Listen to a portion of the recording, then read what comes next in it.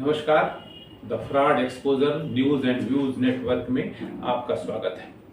आज हम बात करेंगे नितिन गडकरी के बारे में। नितिन गडकरी एक माना जाना नाम है। कभी भारतीय जनता पार्टी के राष्ट्रीय अध्यक्ष थे, इस समय भी मोदी जी के कैबिनेट में मंत्री हैं और पिछले दिनों उन्हें भारतीय जनता पार्टी संसदीय बोर्ड से बाहर कर दिया गया है। उस बाबत हम आपसे बात करेंगे। क्या भाजपा में सब कुछ सामान्य चल रहा है? क्या संघ और भाजपा में सब कुछ ठीक है? क्या संघ की मजबूरी है नरेंद्र मोदी? क्या योगी आदित्यनाथ का केंद्रीय नेतृत्व से सामंजस्य ठीक ठाक है? क्या योगी आदित्यनाथ प्रधानमंत्री पद के प्रबल दावेदार हैं, जैसा कि उनके समर्थक कह रहे हैं? क्या प्रधानमंत्री नरेंद्र मोदी तथा गृह मंत्री अमित शाह ही सर्वोच्च संस्था है? इस तरह के कुछ सवाल, कुछ जवाब सत्ता के गलियारे में इन दिनों उठ रहे हैं, उठाए जा रहे हैं, सवाल पूछे जा रहे हैं, जवाब मांगे जा रहे हैं, लेकिन इनका जवाब देने को कोई भी तैयार नहीं, या फिर ये भी कह सकते हैं आप कि जवाब कोई देना नहीं चाहता। वैसे ये कोई नई बात नहीं। इस तरह के सवाल अमूमन सत्तारूढ़ दल के साथ हमेशा से उठते आए हैं, लेकिन जब से भाजपा ने केंद्रीय मंत्री नितिन गडकरी तथा मध्य प्रदेश के मुख्यमंत्री शिवराज सिंह चौहान को संसदीय बोर्ड से बाहर किया है, तब से इस तरह के सवाल और तेजी से उछाल मार रहे हैं।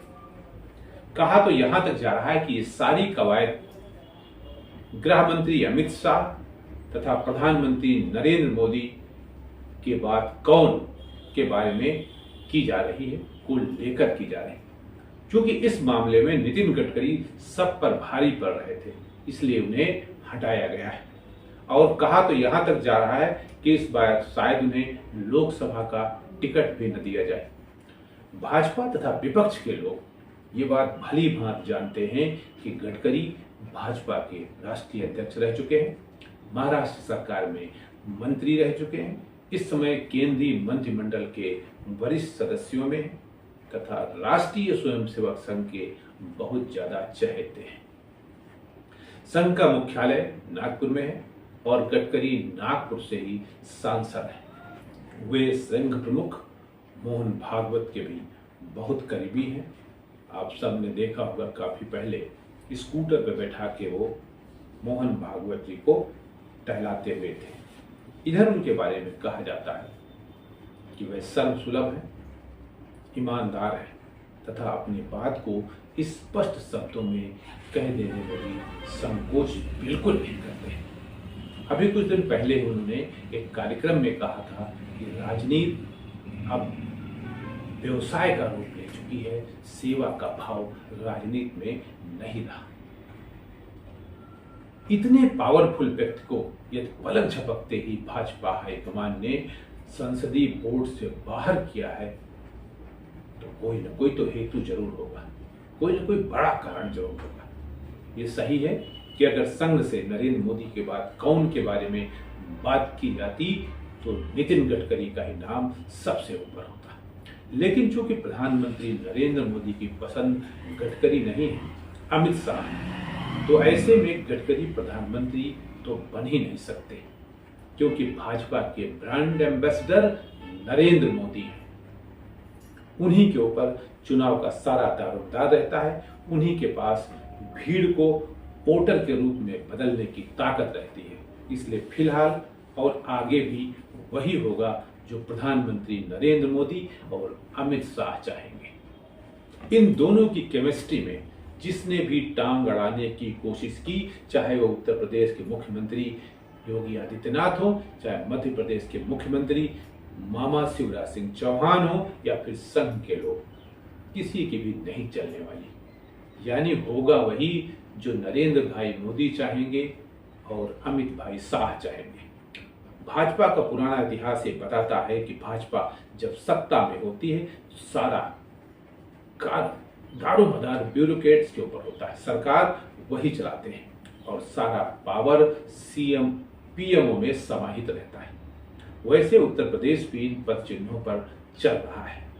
वहां भी दो गुट काम कर रहे हैं, एक सीएम योगी का तो दूसरा गृह मंत्री अमित शाह का।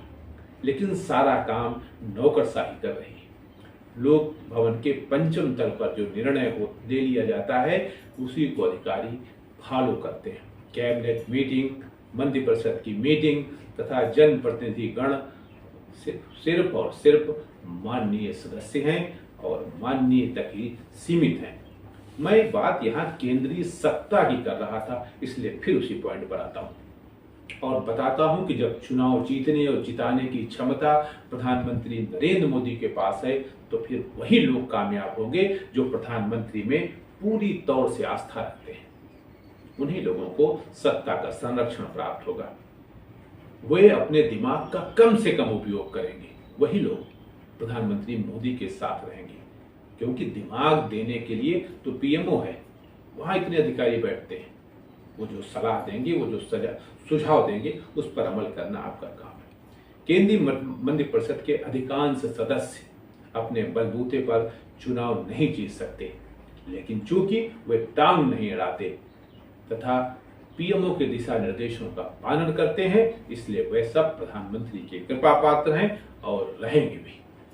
केंद्रीय मंत्रिपरिषद के सदस्यगण डॉक्टर जयशंकर, निर्मला सीतारमण, पीयूष गोयल, धर्मेंद्र प्रधान, अश्विनी वैष्णव, हरदीप पुरी, भूपेंद्र यादव तथा सोनेवाल जैसे माननीय इसी श्रेणी में आते हैं। ये सब इतनी आसानी से चुनाव बिल्कुल नहीं जीत सकते।